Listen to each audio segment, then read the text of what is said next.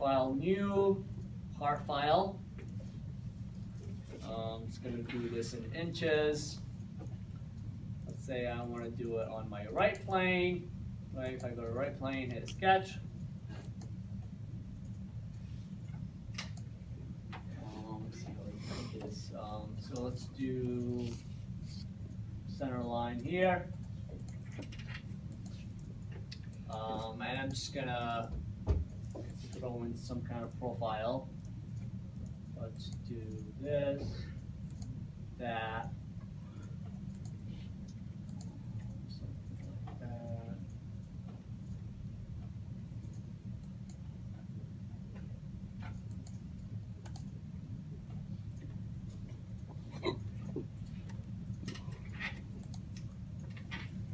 Let's say that distance is 1 inch away. This one is 2. Let's do overall. There's 3 inches. This is 0.5. 1.5.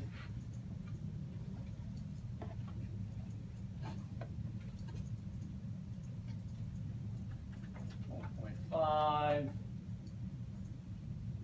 This right here. Let's do 6.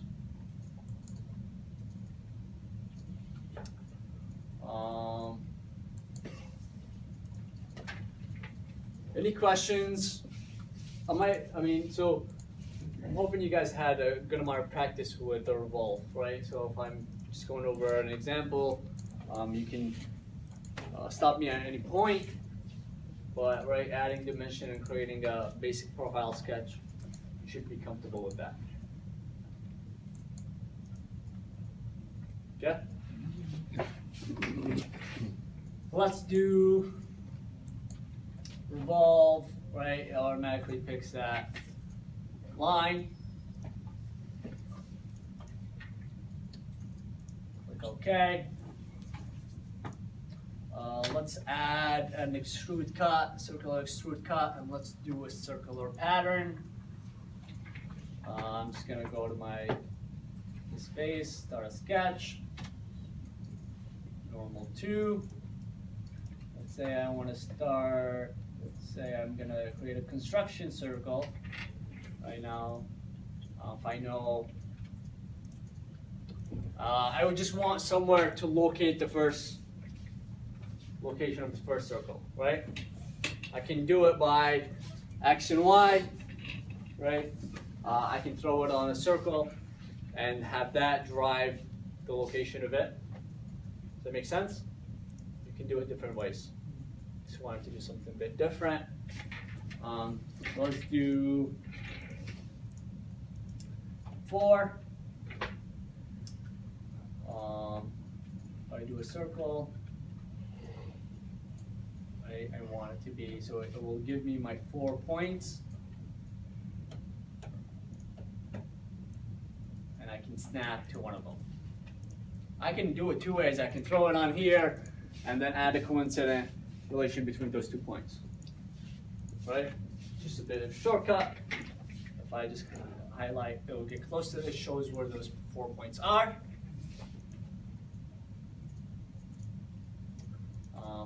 Let's dimension that to be 5.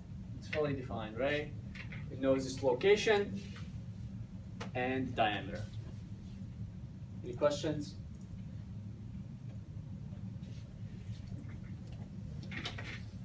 Let's do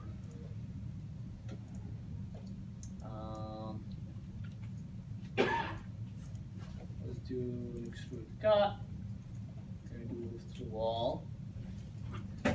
Again, depending on where that sketch is, right? I could have, if I did it in the back, it's gonna be the other direction. If I did a mid plane for some reason, I can do a mid plane extrude cut, right?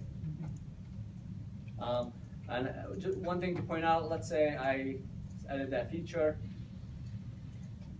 Again, there's up to surface, gives me the same results. But with more complex geometry, if I don't want to go through all and I would go to touch one surface, then I can utilize up to surface. In this case, I just want it to be through all.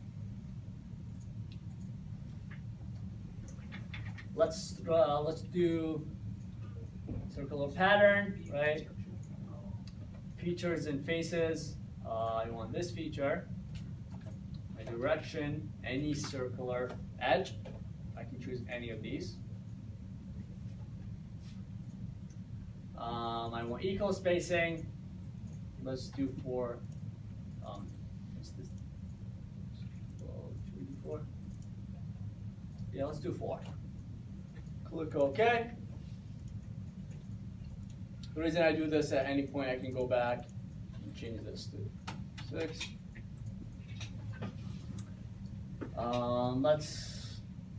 Let's add some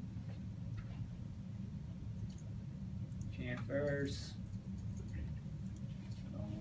Let's say 0.5, right? Before preview. Here. Oh, no. 0.05 here.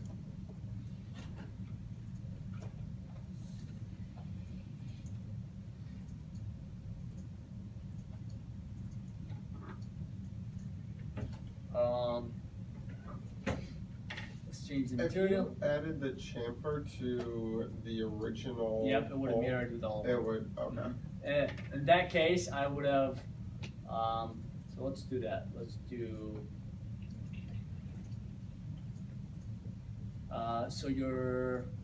Before I do my circular pattern, I'm gonna add a chamfer right here.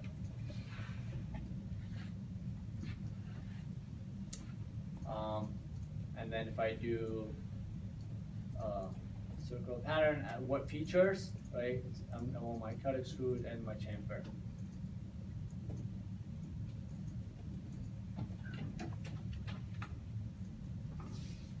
Right, again, it's just going back to that design intent, right? Thinking things through before you start. Let's do, chamfer here.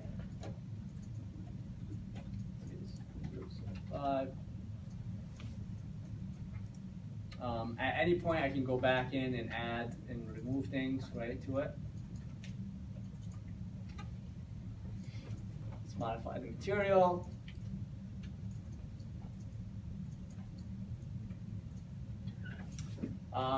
Let's add some changes to commands. Let me see if my thread command shows up. Yeah, let's add some threads. SolidWorks has it built in. Yeah, so it's more of, if you're using any part for production, you should make your own thread. Don't use the SolidWorks one. It's different. It's off by a bit, so they don't recommend to use it. For show, you mean? But for show and purposes, and you can, I mean, if I'm creating